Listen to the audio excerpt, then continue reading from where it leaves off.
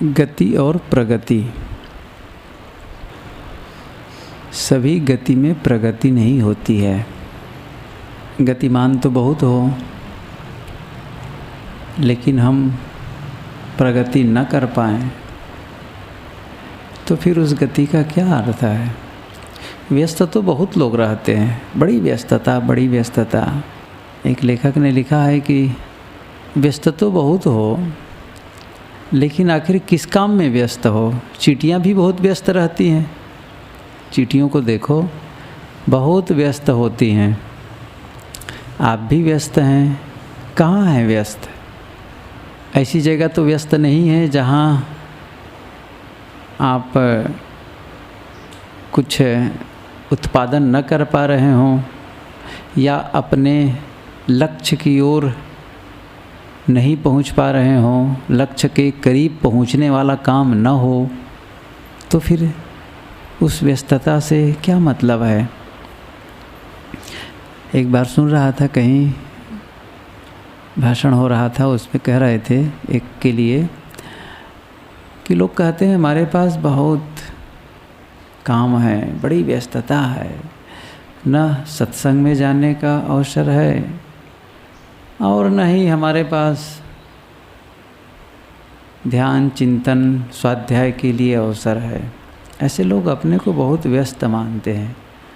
और सही बात क्या है? उन्होंने कहा सही बात है, उनका जीवन अस्त व्यस्त है। व्यस्त नहीं है, अस्त व्यस्त है। तो अस्त व्यस्त हो करके हम अपने जीवन में वह नहीं पा सकते जो हमें पाना चाहिए। इसलिए केवल गति को ही सब कुछ न मान लें। गति हो, प्रगति हो। चुपचाप बैठे रहना, आलस्य में समय गंवाना या फिर अपने लक्ष्य की ओर पहुंचने के लिए प्रयास न करना, भरोसे में रहना कि ये संयोग से हो जाएगा, अपने आप हो जाएगा, समय आने पर हो जाएगा, ऐसा नहीं होगा। हमें करना पड़ेगा। मैं आप लोगों को एक कविता सुनाऊं जो इसी ढंग से बातें कही गई हैं कि चुपचाप ऐसे ही मन मार के बैठे हैं, कोई काम नहीं। ऐसे लोगों के लिए उन्होंने कहा, जीवन में कुछ करना है तो मन को मारे मत बैठो। जीवन में कुछ करना है तो मन को मारे मत बैठो। आगे आगे बढ़ना है तो हिम्मत हारे मत बैठो। मेरे से कैसे हो सकता है इतना बड़ा काम? ये मैं कैसे कर सकता हूँ? बड़े बड़े ऋषि मुनि धोखा खा गए, फिसल गए, काम न कर पाए। मैं अदना सा बच्चा ये कैसे कर सकता हूँ? जबकि हम यह सोचकर नहीं आए थे कि मेरे से नहीं हो पाएगा। हम क्या सोचकर आए थे कि मैं कर सकता हूँ। तो फिर आगे ही बढ़ना है ना। आगे आगे बढ़ना है तो हिम्मत हारे मत बैठो। जीवन में कुछ करना है तो मन को मारे मत बैठो। आगे आगे बढ़ना है तो हिम्मत हारे मत बैठो। चलने वाला मंजिल पाता, चलने वाला मंजिल पाता, बैठा पीछे रहता है। ठहरा पानी सड़ने लगता, बहता निर्मल होता है। पाँव दिए चलने के खातिर, पाँव पसारे मत बैठो। आगे आगे बढ़ना है तो हिम्मत हारे मत बैठो। उदाहरण जो बहुत प्रसिद्ध है उसको बताते हैं। तेज दौड़ने वाला खरहा दोपहर चलकर बैठ गया। खरगोश, खरहा। तेज दौड़ने वाला खरहा दोपहर चलकर बैठ गया। धीरे धीरे चलकर कछुआ देखो बाजी मार गया। धीरे धीरे चलकर कछुआ देखो बाजी मार गया। चलो कदम से कदम मिलाकर, दूर किनारे मत बैठो। आगे आगे बढ़ना है तो हिम्मत हारे मत बैठो। पूरी प्रकृति चलती है, सब गतिमान हैं, और आप चुपचाप बैठे रहेंगे, कैसे काम बनेगा? शास्त्र में चरे वेती चरंस चरे वेती, वही उदुम्बर का फल खाता है जो गतिमान है। उसी ढंग से ये पंक्तियाँ, धरती चलती तारा चलते, धरती चलती तारे चलते, चांद रात भर चलता है, किरणों का उपहार बांटने सूरज रोज निकलता है। किरणों का उपहार बांटने सूरज रोज निकलता है, हवा चले तो महक बिखेरे, तुम भी प्यारे मत बैठो, आगे आगे चलना है तो हिम्मत हारे मत बैठो। आगे आगे चलना है तो हिम्मत हारे मत बैठो, जीवन में कुछ करना है तो हिम्मत हारे मत बैठो। हतोत्साहित न हो कि मैं नहीं कर सकता, मैं क्यों नहीं कर सकता हूँ, आखिर कोई कर सकता है तो मैं भी कर सकता हूँ। किसी ने किया है, ये सबसे बड़ा प्रमाण है आपके करने का, कर सकने का। क्या? कि वह काम किसी ने किया है जो आप करना चाहते हैं, वह काम पहले किसी ने किया है। यही आपके लिए पर्याप्त है जानना कि आप भी कर सकते हैं। कोई कर सकता है तो मैं भी कर सकता हूँ। और जहाँ तक साधना की बात है, वो तो बिल्कुल संभव है। अब कोई कहे कि कोई हवाई जहाज़ बनाया राइट बंधु ने, तो तुम भी बना सकते हो, ऐसा तो नहीं कहा जा रहा है। तेन सिंह हिलेरी पर्वत की चोटी पर चढ़ गए, माउंट एवरेस्ट पर, तो तुम भी चढ़ सकते हो। अभी कुछ दिन पहले आया था ना अखबार में, 13 साल की एक लड़की दक्षिण भारत की रिकॉर्ड कायम किया। 13 साल की बालिका एवरेस्ट की चोटी पर चढ़ गई। चांद पर नहीं जाना है, एवरेस्ट की चोटी पर नहीं चढ़ना है, मंगल ग्रह पर छलांग लगाने की कोई ज़रूरत नहीं है, और नहीं आपको किसी मौत की कुआं में करतब दिखाना है। बड़ा सहज काम है, रुकना ही तो है, ठहरना ही तो है, करने में परिश्रम है, न करने में कौन परिश्रम है, ठहरना ही तो है, वही नहीं हो पाता है। लेकिन हम हिम्मत पछर हो जाते हैं। सदगुरु विशाल देव ने इसके लिए एक शब्द कहा है, हिम्मत पछर। पछड़ गए, मैं नहीं कर सकता, ये मेरे से कैसे हो पाएगा। तो फिर हम अपने को उन कामों में झोंक देते हैं जो सचमुच हमारे लिए आवश्यक नहीं है। ये तो मेरे से नहीं हो पाएगा, मेरे से ध्यान नहीं लगता है जी, ना ध्यान में बैठता तो नींद आती है, ठीक नहीं है ध्यान में बैठना। या फिर ध्यान में बैठता हूँ तो फिर मेरा मन और चंचल हो जाता है, उससे अच्छा तो मुझे पढ़ना चाहिए। इससे अच्छा तो मैं कुछ लोगों से बात करूँ, सत्संग चलेगा लेकिन ध्यान नहीं चलेगा। तो फिर आप फिर आगे कैसे बढ़ेंगे? आज से आप 10 साल बाद भी शुरू करेंगे तो इन्हीं प्रक्रियाओं से होकर के गुजरना पड़ेगा। 10 जन्म बाद भी शुरू करेंगे तो ये प्रक्रियाएं आप शुरू करेंगे। आग लगाते हैं चूल्हा में, बड़ी बड़ी भट्ठी अपने यहाँ है, तो एक माचिस की तीली से प्रारंभ होती है, ऐसा नहीं है। और कई बार वो आग बुझ भी जाती है, लेकिन बुझ गई आग, अब कैसे होगा, ऐसा हिम्मत हार के नहीं बैठते हैं, फिर उसको सुलगाते हैं, फिर प्रयास करते हैं, और फिर धीरे धीरे आग धधकने लगती है और बड़ा बड़ा काम होता है, वहाँ बड़ा बड़ा भंडार बनता है। तो हिम्मत हारने से कैसे बनेगा? मैं अब एक सरपट भाग करके वो कविता को फिर से आप लोगों के बीच कहूँ, कभी किसी के मन को चोट लगे इन पंक्तियों से और थोड़ा एक्टिव हो जाएं।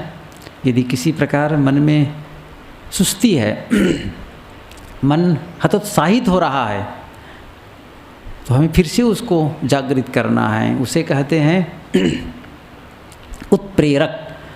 जो लोग केमिस्ट्री पढ़े होंगे वे लोग ये शब्द सुने होंगे, कैटलिस्ट एक शब्द आता है, उत्प्रेरक।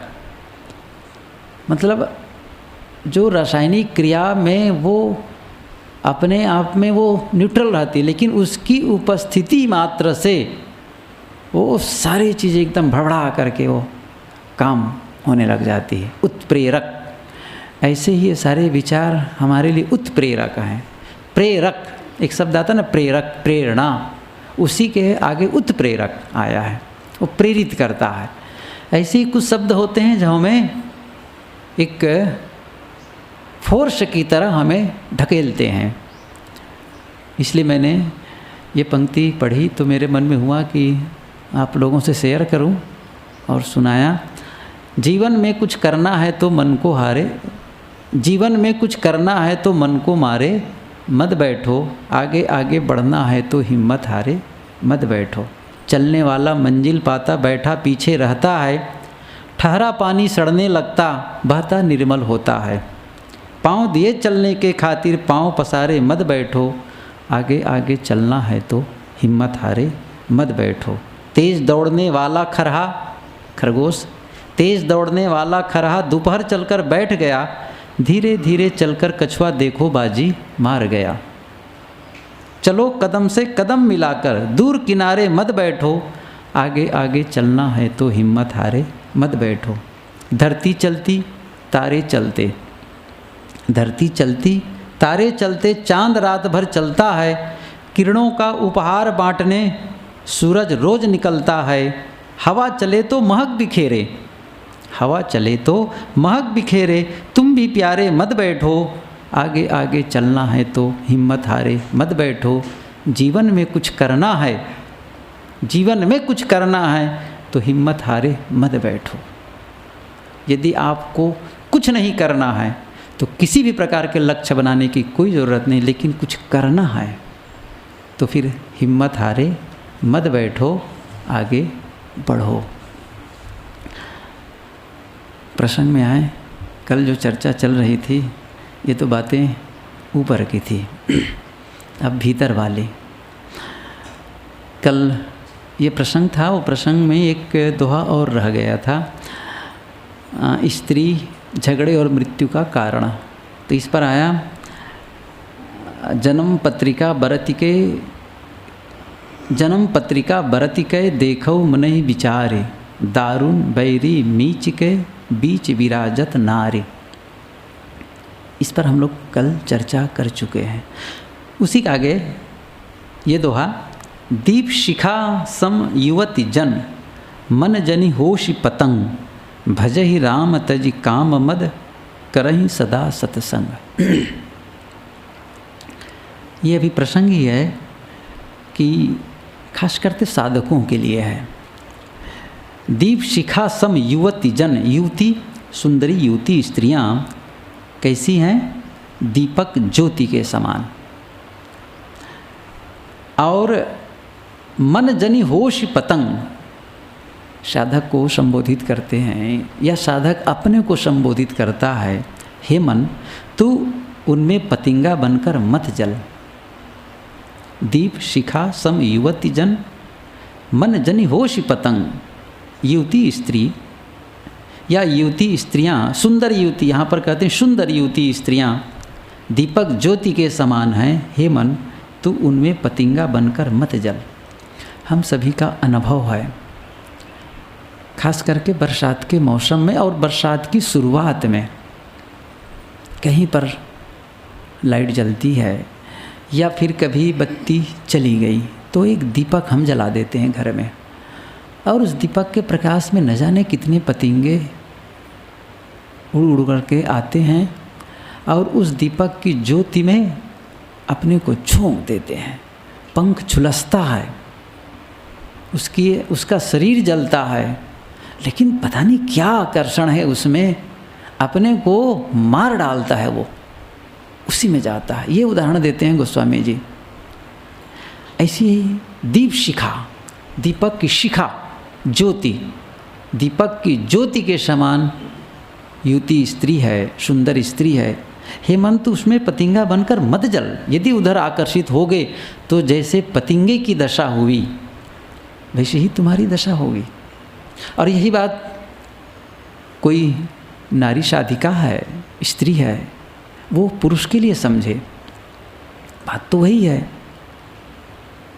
नारी मोहे पुरुष को, पुरुष बशीशो होए, बड़ी परस्पर लाग ही, जीव विकल रहे सोए। ये सद्गुरु श्री रामरस साहिब जी ने कहा है। गुरुदेव जी प्राय इस पंक्ति को कहा करते थे।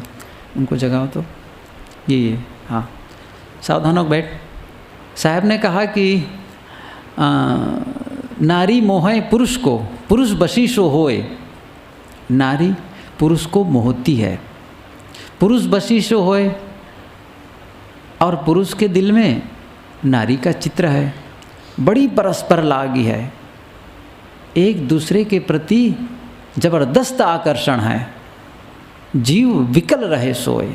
सद्गुरु कहते हैं कि जीव विकल है, इसमें लेकर के तड़पता है। गुरुजी भी कहा करते थे, विरह के जो गीत गाए जाते हैं उसमें क्या होता है, मैं मर रहा हूँ, मैं तड़प रहा हूँ, नींद नहीं आ रही है, छाती फट रही है। अब कौन ऐसा काम जो छाती फट जाए, वो कौन सा मतलब का है? लेकिन मन कहाँ मानता है ये सब चीज़ें। अब जैसे ज्योति में पतिंगा जाकर के अपने को होम देता है, देख रहा है कष्ट है, जल रहा है उसका पंख जल रहा है, शरीर में जलन है, लेकिन फिर वही झाकर झोंकता है। क्यों आकर्षित है? किसी की सुंदरता में कब तक मोहित होते रहोगे? गुरुजी प्राय कहा करते थे। क्या वो घड़ी रुक गई है? इतनी देर से बोल रहा हूँ, उतना उतना है वो। हाँ, मुझे बताना, नहीं फिर कि 9 बज जाएगा बोलते बोलते। तो इशारा कर देना, हाँ टाइम हो गया कहा के, या घड़ी ले आओ। गुरुजी कहा करते थे ना कि जो रूप में आसक्त होता है वो पाजी है। रूप में ही आसक्त होता है आदमी, किसी के प्रारिक देह की सुंदरता को देखकर आकर्षित होता है। तो आखिर में वो सुंदरता कब तक रहने वाली है? घटने वाली है, खत्म होने वाली है। इसलिए आवश्यकता है हम उतने मात्रा तक सीमित न रहें, आगे बढ़ें। ये कहानी मैं आप लोगों के बीच कई बार कहा हूँ। कोई घटना भी हो सकती है। एक लड़की जा रही थी, बहुत सुंदर थी, युवती थी। एक लड़का उसका पीछा करने लगा। लड़की मुड़कर देखती है, पूछा क्यों आ रहे हो पीछे पीछे? उन्होंने कहा कि मैं तुमसे प्रेम करता हूँ, तुम्हारे साथ रहना चाहता हूँ। लड़की ने कहा कि ऐसा है कि मेरे पीछे अभी एक मेरी बहन आ रही है, वो मेरे से भी ज़्यादा सुंदर है। इतना सुनना था, वो लड़का रुक गया और उस लड़की का इंतज़ार करने लगा। वो लड़की आई, पीछे चला गया वैसे, और उनसे जल्दी मिलूं। तो वो देखता है कि वो तो लड़की कुरूपा है, भद्दी है। अब कहा तो गड़बड़ हो गया। दौड़ा और दौड़ करके फिर वहाँ आगे लड़की के पास पहुँचता है, युवती के पास। तो कहा कि नहीं नहीं, मैं तो फिर हाँ, उन्होंने पूछा कि कैसे आ गए? तो उन्होंने कहा वो तो लड़की बहुत कुरूपा है, देखने में भद्दी है, मैं तो तुमसे ही प्रेम करता हूँ, तुम्हारे ही पास रहूँगा, तुम्हारे ही साथ रहूँगा। उन्होंने कहा झूठ बोलते हो, तुम मेरे से नहीं करते हो, मेरे रूप और सौंदर्य से प्रेम करते हो। पीछे की लड़की यदि मेरे से भी ज़्यादा सुंदर होती, रूपवती होती, तो तुम यहाँ ना आते, वहीं रुक जाते। चूँकि वो कुरूपा थी, इसलिए तुम यहाँ दौड़े चले आए। देह की सुंदरता में अटकोगे, तटस्थ नहीं रह पाओगे। गोस्वामी जी यही कहते हैं, दीप शिखा सम युवती जन, सुंदरी युवती स्त्रियां दीपक ज्योति के समान है। ऐसे ही पुरुष देखने में आकर्षक हैं। कब तक आकर्षक रहेंगे? भद्दा रूप आएगा उसका, मन भी भद्दा होगा। आगे चल कर के न जाने उसके मन में कितना कचड़ा भरा है, गाली गलौज, गुप्ता, कटुता, अभद्रता और ठगना, न जाने क्या क्या उनके मन में दुराचार हो सकता है। क्यों भूल गए हो? इसलिए साधक को कहते हैं हे मन। साधक अपने को संबोधित करता है, हे मन। दिख रहा है, थैंक यू। मेरे पास छोटी घड़ी आ गई है। आपको धन्यवाद इसके लिए। मन जनी होश पतंग, हे मन तू उनमें पतिंगा बनकर मत जल। आगे और बताते हैं, भजहि राम तज काम मद। कोई पूछ सकता है ठीक है हम वो काम न करें तो करें क्या, कह सकता करें क्या फिर, तब कहते हैं कि काम करो ना भजन का। तब कैसे, तजी काम मद, भजहि राम तजी काम मद। काम और मद को त्याग कर राम का भजन कर, करहि सदा सत्संग, और सदैव सत्संग कर। मन की जो शक्ति है ना, उस शक्ति का मार्गांतरीकरण कर दो। जो रागात्मक वृत्ति है, इसीलिए योग दर्शन में ये बात आती है, कल्याण वहा पाप वहा।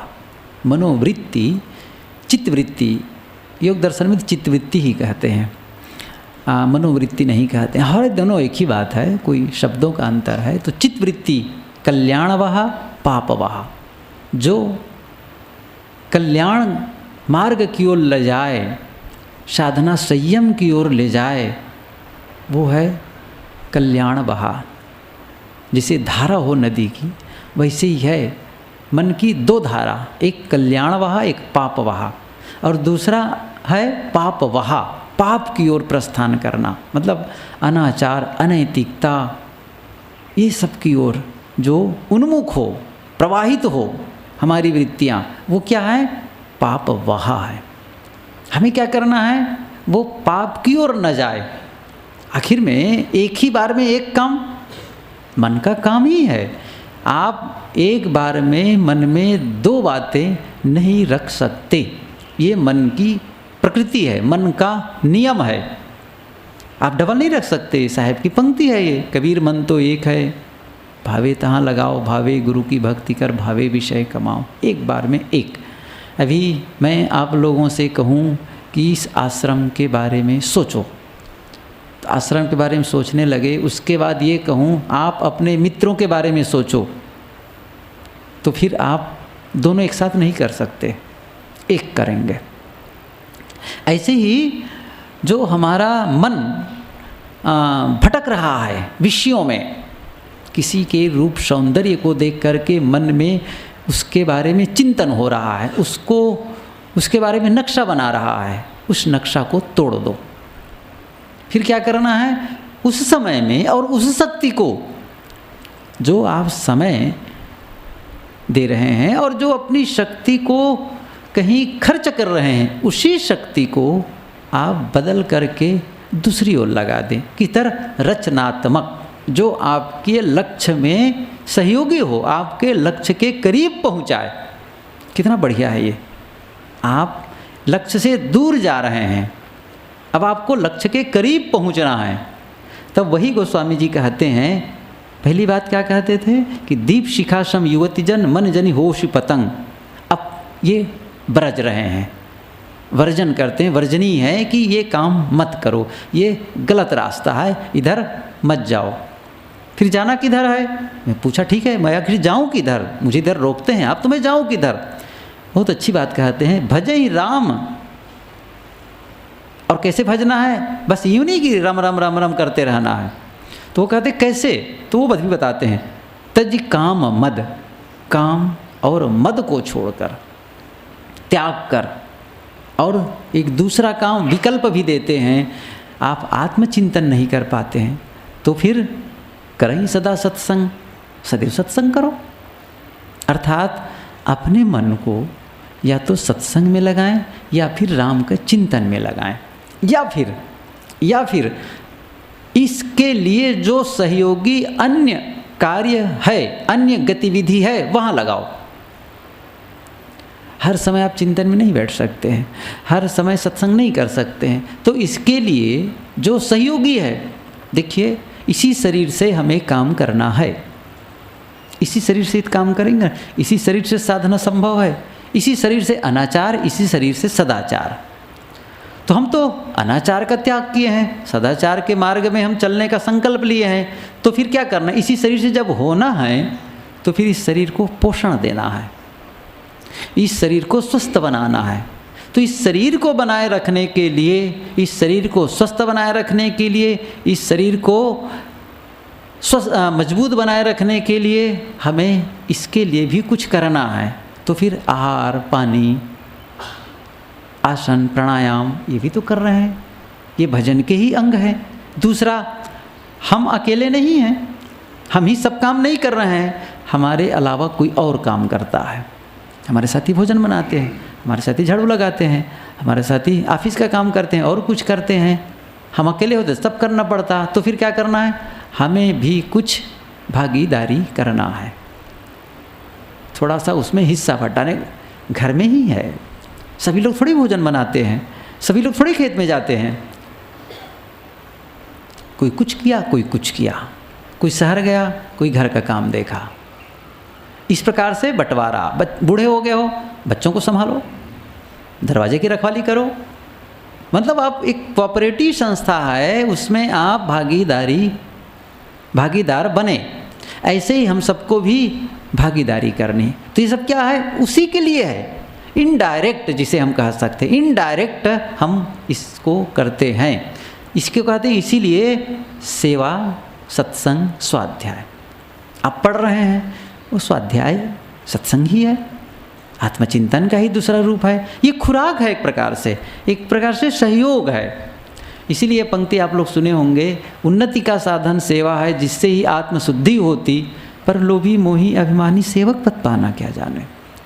उन्नति का साधन है, हमें करना है। सब लोग सब प्रकार के काम नहीं कर सकते हैं, कोई कुछ करता है। हमें ये भी नहीं देखना है कि वो नहीं कर रहा है। अरे नहीं कर रहा है, वो जाने, हमें तो करना है। फिर एक अवस्था भी है, कोई बुजुर्ग है, कोई बूढ़ा है, कोई हमसे बड़े हैं, कोई किसी कारण से, कोई किसी कारण से नहीं करता। हम नहीं चाहते कि वो करे, हम स्वयं नहीं चाहते कि वो करे। हम चाहते हैं कि वो जो करते हैं वो ठीक है। हम नहीं चाहते कि हमारे शरीर के झाड़ू लगाए, हमारे शरीर के पोछा लगाए, हमारे शरीर के भोजन बनाए। हम खुद रोकते हैं, साहब इसको आप रहने दीजिए, वो बात अलग है। लेकिन हम को करना है ये सब काम। ये तो बात आई कि हमें गलत मार्ग से रोक करके अपने को अच्छे मार्ग की ओर आगे बढ़ाना। यही गोस्वामी जी यहाँ पर कहते हैं कि यहाँ तो प्रसंग है, स्त्री का प्रसंग है, नारी का प्रसंग है, नारी पुरुष एक ही बात है। तो फिर वो हमें कल्याण मार्ग में बाधा पहुंचाते हैं, या दूसरे ढंग से कह सकते हैं कि उनके तरफ आकर्षित होना आप अपने आप से विमुख होते हैं।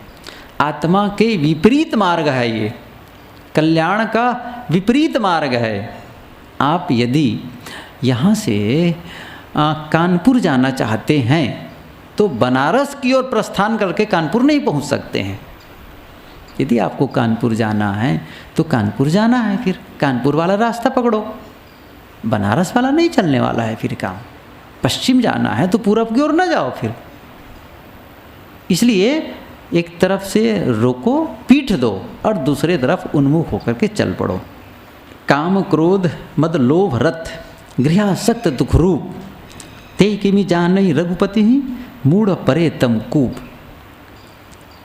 काम क्रोध मद लोभ रथ गृहासक्त दुख रूप, जो काम क्रोध मद तथा लोभ में लीन है, रत है, रत लीन, और दुख रूप गृहासक्त, दुख रूपी गृह में आसक्त है। गृहासक्त मतलब घर में आसक्त है। यहाँ पर है कौन सा घर? दुख का घर, दुखालयम। दुख रूपी घर में तुम आसक्त हो। कहने का मतलब यह है जहाँ से क्रोध पैदा होता है, जिसमें काम का विकार पैदा होता है, लोभ होता है, उन्हीं सब क्रियाकलाप में तुम आसक्त हो, उन्हीं में लोभा रहे हो। ते किमि जानहि रघुपति ही, जो ऐसे दुख रूपी घर में आसक्त हैं, काम क्रोध लोभ में लीन हैं, वे मूर्ख, मूढ़ परे तम कूप, वे मूर्ख अंधकार कुएं में पड़े हैं। मूढ़ परे तम कूप, तम अंधकार, कूप कुआं, अंधकार रूपी कुएं में पड़े हैं। ते किमि जानहि रघुपति, वे रघुपति को कैसे जान सकते हैं? रघुपति रघुपति गोस्वामी जी राम के लिए कहते हैं और उनका इष्ट है, इसलिए वो बारंबार रघुपति की बात कहते हैं। रघुपति से मिलो, रघुपति का भजन करो, राम का भजन करो। लेकिन रघु का अर्थ है इंद्रियां और पति माने स्वामी। तो चेतन को कहें या इंद्रियों, इंद्री गुरुपद दोनों ढंग से कह सकते हैं। जो जितेंद्रिय है वो गुरुपद है।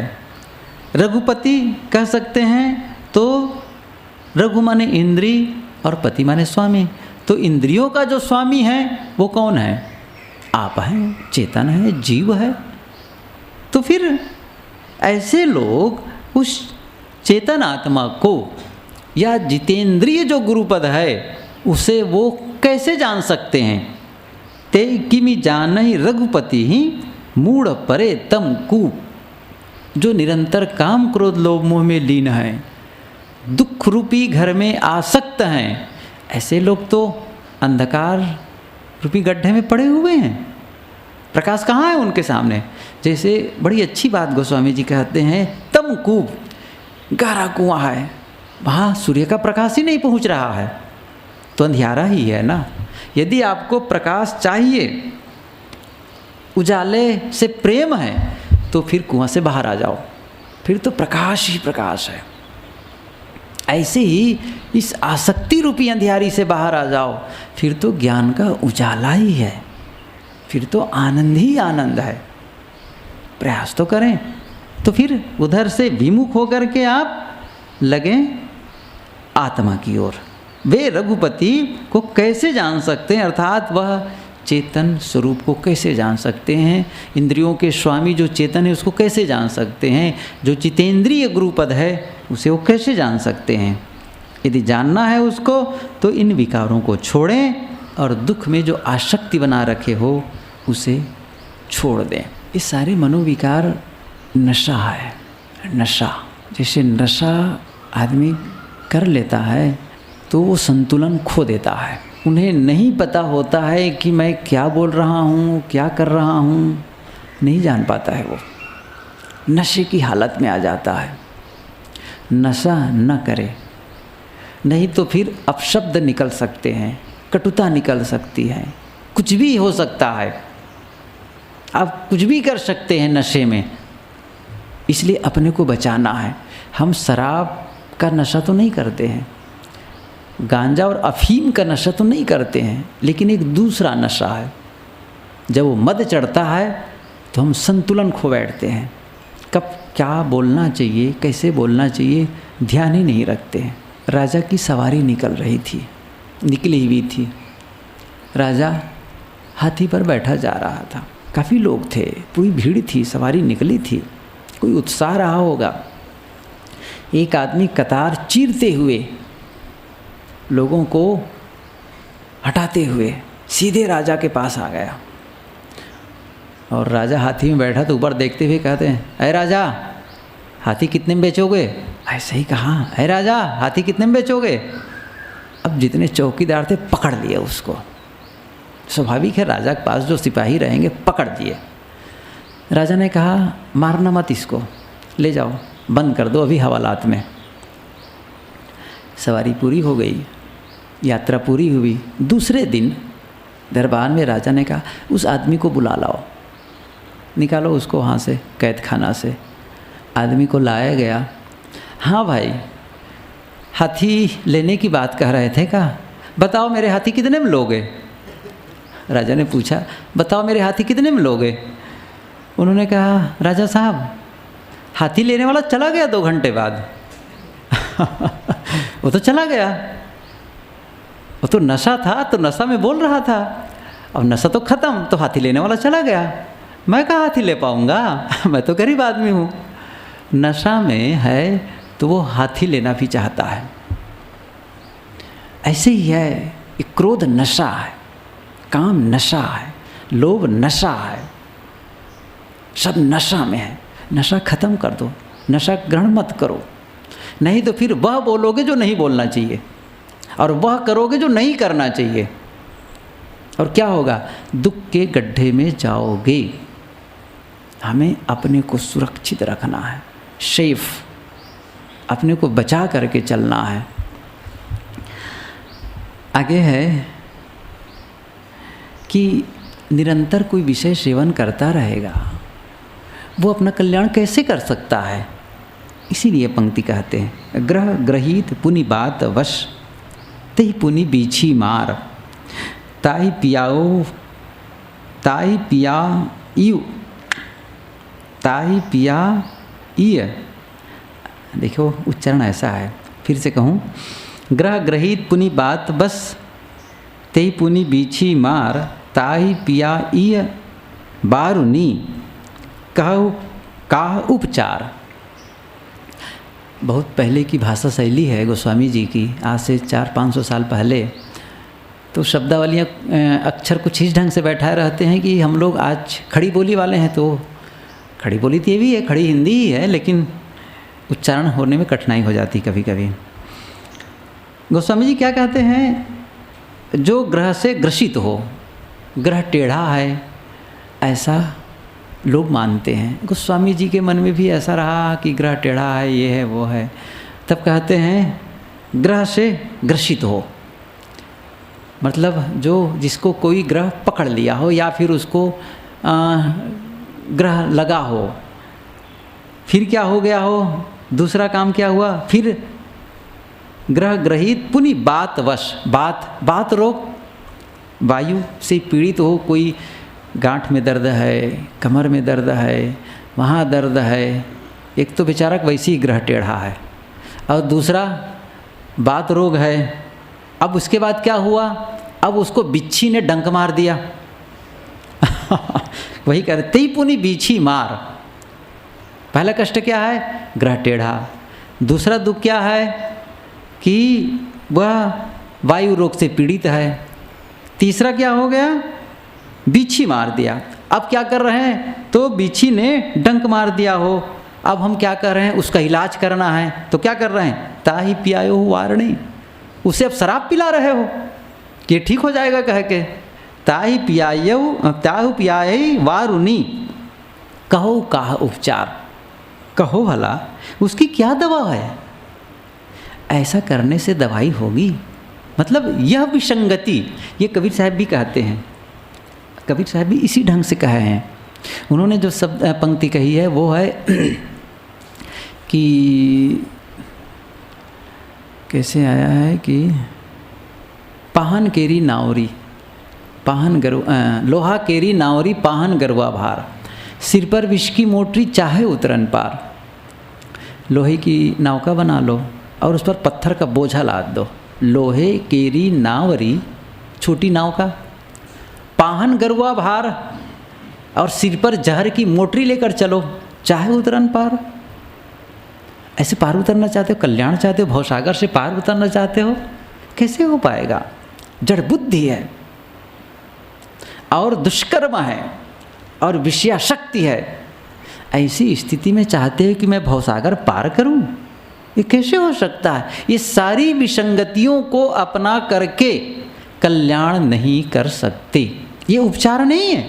गोस्वामी जी ये कहते हैं कि जो ग्रह से ग्रसित हो, फिर वायु से पीड़ित हो और उसे पुनः बिच्छू ने डंक मार दिया हो, इसके ऊपर उसे मदरा पिला दिया जाए, तो कहो उसकी क्या दवा है?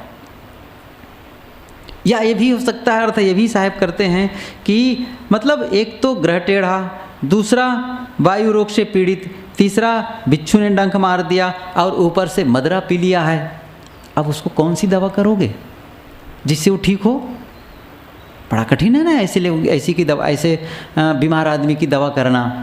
क्या करें उसके लिए? ऐसे ही आप बहुत सी विसंगतियाँ रख लेंगे मतलब तमाम कुपथ में आप अपना कदम रखे हुए हैं, या फिर अपने समय और शक्ति को विभिन्न क्षेत्रों में विभाजित कर डाले हो, यहाँ वहाँ थोड़ा थोड़ा। कैसे अपने आप को कल्याण मार्ग में नियोजित करोगे? समेटना है। इसको मैंने कहीं सुना था, भरत ननिहाल से आते हैं पहले तो टेलीफोन का समय नहीं था कि उनको बता देते कि भाई देखो तुम्हारी माँ ये हाँ वरदान मांग रही है तुम्हारे पिता से। वो कहती है कि भरत को राजगद्दी हो और राम को 14 साल का वनवास। तो भरत वहीं से हड़काता, बिल्कुल नहीं होगा, मुझे आने दो पहले। लेकिन ये था नहीं, उन्हें भी नहीं पता कि पिता मर गया है, क्या हो गया है। आए, देखा बड़ा सन्नाटा अयोध्या में, एकदम वीरान सरीखे लग रहा, सब मौन साधे हुए, जैसे उजड़ा हुआ।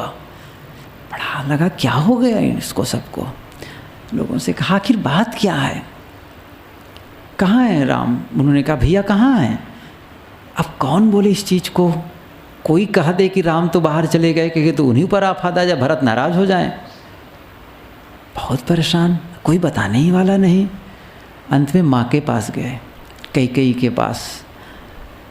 और कैकेयी तो यूँ ही परेशान, उसके भी जो पति देव का शरीर छूटा, सिंदूर नहीं, हाथ में चूड़ी नहीं, सब परेशान। तो फिर बताती है वो कि मैंने ये किया था तुम्हारे लिए कि तुमको राजगद्दी मिले और राम को 14 साल का वनवास, और इसी दुख में तुम्हारे पिता का देहावसान हो गया है। बहुत परेशान हो तो, मेरे कारण राजगद्दी भैया को, पिता का शरीरांत मेरे कारण। अब फिर क्या होता है, उनको कहा गया कि कमिटी बैठी, गुरु वशिष्ठ ने कहा कि भाई ये राज्य खाली हो गया है राजा से, तो राजा नियुक्ति करे, नहीं तो अराजकता फैल जाएगी, कोई ना राजा होना चाहिए। राम तो है नहीं है और तुम्हारी ही राजगद्दी की मांग हो गई है, वरदान देकर चले गए हैं, तो आपको क्या करना है, अब आपको गद्दी पर बैठना है। भरत से कहा गया, एक सदस्य कमेटी तैयार हुई और गुरु वशिष्ठ ने कहा तुम्हें गद्दी पर बैठना है, तुम राजा बनो। शायद ये पंक्ति वहाँ कारगर है, ग्रह ग्रहित पुनि बातवश, ते पुनि बीछी मार। ग्रह से ग्रसित है, एक तो यह है कि मैं इस माता से जन्म लिया, कैकेयी के कोख से जन्म लिया। दूसरा है कि भैया जंगल चले गए, ये बिच्छी ही तो मारना है। या फिर ये कह सकते हैं ये दुख है, कौन सा, पिता का शरीर का छूट जाना, ये एक प्रकार से वायु रोग है। और फिर आप क्या कर रहे हैं कि पिता भाई साहब जंगल चले गए, ये बिच्छी ही मारना है मेरे लिए तो। और फिर अब आप कहते हैं कि राजगद्दी पर बैठो, इसका मतलब मुझे फिर से शराब पिलाना चाहते हैं। क्या मेरा इलाज है, क्या मेरा सुख का रास्ता है, इसी से मैं सुखी हो पाऊँगा, ये तो मेरे लिए दुख का कारण और है, मैं नहीं बैठूँगा गद्दी पर। और फिर वो चले गए। तब आप लोग सुने होंगे ना, भरत चले चित्रकूट राम को मनाने। फिर वो राम को मनाने गए, बाकी कथा आप सब जानते हैं, इतिहास है। तो ये तो कल्याण साधना के संबंध में गोस्वामी जी कहते हैं, यदि आप निरंतर विषय सेवन में लीन रहते हैं तो फिर कल्याण नहीं हो सकता है। कल्याण मार्ग में आगे बढ़ना है तो विषयों से विमुख होना पड़ेगा, 36 पीठ देना पड़ेगा, तो फिर आपका कल्याण मार्ग प्रशस्त होगा। ताहि की संपत्ति सगुन शुभ, सपने हो मन विश्राम, भूत द्रोह रत मोहवश, राम विमुख रति काम। ताहि की संपत्ति सगुन शुभ, जो प्राणियों के द्रोह में तत्पर है। सपने मन विश्राम, भूत द्रोह रत मोहवश। भूत द्रोह, यहाँ से शुरू करते हैं अर्थ। भूत का मतलब होता है प्राणी, भूत का मतलब बीता हुआ समय, भूत का मतलब जड़ तत्वों को भी कहते हैं, और भूत प्राणी को कहते हैं। दया भूतेषु लोलुप्तम, ये गीता में आया है कि दया करुणा करो भूत प्राणियों के प्रति। या पंच महाभूत, इसका मतलब है ये 5 जड़ तत्व। भूत ब्रह्मभूत, ब्रह्मभूत माने लीन, ये गुरुजी प्रायः कहा करते थे, आप सब भी सुने हैं, मैं तो उनसे जो सुन लिया था वही मेरे मन में घुल गया, इसलिए कह देता हूँ।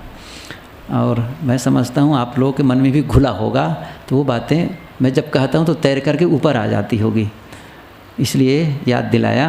भूत यहाँ पर है प्राणियों के लिए, जो प्राणियों के द्रोह में भूत द्रोह रत तत्पर है, मोहवश मोह के वश है, प्राणियों से वैर करता है। और ऐसा क्यों करता है? मोह के वशीभूत होकर के। और फिर राम विमुख रति काम, राम से स्वरूप ज्ञान से विमुख है और काम भोग में लीन है। तब कहते हैं सपने मन विश्राम। क्या उसको सपने में भी जो संपत्ति है, कौन सी संपत्ति? दैवी संपत्ति और शुभ शकुन एवं मन में विश्राम आसक्ति है। सीधी सरल बात यह है कि प्राणियों से बैर बनाकर, मोह करके और आत्मा से अलग होकर, अर्थात आत्मज्ञान से विमुख होकर और आप कामासक्त होकर, क्या तुम्हें दैवी संपत्ति की प्राप्ति हो सकती है? शुभ शगुन हो सकता है तुम्हारे जीवन में? और क्या मन कभी विश्राम पा सकता है? वो स्वामी जी कहते हैं सपने हो मन विश्राम। क्या सपने में भी ऐसा हो सकता है? कभी नहीं हो सकता है। सपना तो वही है जो आप जागृत काल में करते हैं। किसान हल बैल लेकर के खेत जाता है, हल चलाता है या फिर गाड़ी चलाता है। हर समय उसको बैल के पीछे रहना है, कभी इस बैल को हाँकना है, कभी उस बैल को हाँकना है, बैल को लाना है, खिलाना है, पिलाना है, यही काम। रात में सोएगा तो क्या वो भिलाई स्टील प्लांट का नक्शा देखेगा या फिर इस सत्संग आश्रम का वो ख्याल करेगा? रात सपना में वो यही देखेगा, बैल को हाँक रहा है। और कई बार कई किसान कहते रहते हैं, बैल को हाँकने वाले शब्द कहते रहते हैं, उनको वही दृश्य दिखेगा ना। कहाँ से दूसरा दिख जाएगा? जो निरंतर चोरी बदमाशी में लगा रहता है, वहाँ लूट खसोट में लगा रहता है, हर समय योजना बनाता है कैसे चोरी करनी है, कैसे डाका डालना है, कैसे जेब काटना है, कैसे लोगों को धोखा देना है, कैसे लोगों को नीचे गिराना है। इसके लिए वो सुबह से शाम तक योजना बनाता है और योजना के तहत काम करता है। उसको जब स्वप्न आएगा तो कभी आत्मज्ञान के भी ख्याल आएगा? क्योंकि वो तो डाला ही नहीं भीतर, इनपुट ही नहीं किया है, तो आउटपुट कहाँ से होगा? सीधी सी भाषा है ना आज की भाषा में, इनपुट ही नहीं किया है तो आउटपुट कहाँ से होगा? उसका डाटा बैंक में वो जमा ही नहीं किया गया है, डाला ही नहीं गया है, फीड ही नहीं किया गया है, तो फिर स्क्रीन पर आएगा कैसे बाहर? दबाते रहो माउस, कुछ नहीं होने वाला है उससे। इसलिए पहले डालो, आप अपने दिल में डालो। तो फिर सपने मन विश्राम, विश्राम वाला काम किया ही नहीं गया है, भटकने वाला काम किया गया है, दुख पाने वाला काम किया गया है, अशांति वाला काम किया गया है। तो सपने में भी अशांत रहोगे, चिल्लाओगे, दुखी रहोगे, भागोगे, हपटोगे, गिरोगे और सब होगा, विश्राम नहीं हो पाएगा। विश्राम चाहते हैं तो आप जिसमें नियंत्रण कर सकते हैं, स्वप्न हमारे नियंत्रण से बाहर है, जागृत नियंत्रण में है। हम जागृत काल में अपने को नियंत्रित करते हैं और वो नियंत्रण फिर हमारा अन्य अवस्था में भी कारगर होता है। इसलिए जब हमारे पास क्षमता है और शक्ति है तब नियंत्रण करें, अर्थात नियंत्रण करने का मतलब कुपथ से अपने को हटा करके सुपथ में लगाएं। यहाँ पर प्रसंग है प्राणियों से द्रोह, जो प्राणियों के द्रोह में तत्पर है, यहाँ तक कहते हैं लीन है, भूत द्रोह रत मोह वश, मोह के वशीभूत होकर के तुम प्राणियों से बैर विरोध कर रहे हो। कुछ लोगों से मोह कर रहे हो, कुछ लोगों से बैर कर रहे हो। राम से विमुख, राम विमुख रति काम, राम से विमुख हो, स्वरूप ज्ञान से विमुख हो गए हो और कामासक्त हो गए हो। क्या ऐसे लोगों को स्वप्न में भी दैवी संपत्ति या शुभ शगुन और शुभ शकुन एवं मन में विश्राम आ सकती है? अर्थात नहीं आ सकती है। यदि मन में विश्राम चाहते हैं तो इस सारे कामों को उलट दें, इसके विपरीत काम करें, उल्टा काम करें, अर्थात द्रोह करना खत्म कर दें, एक दूसरे के पास साथ प्रेम का व्यवहार करना शुरू करें। निर्मोह हो जाएं और अपने निज स्वरूप की ओर प्रस्थान करें और अनासक्त हों, फिर क्या होगा? वही आपको मिलेगा, वो परिणाम आएगा मन का विश्राम, मन की शांति।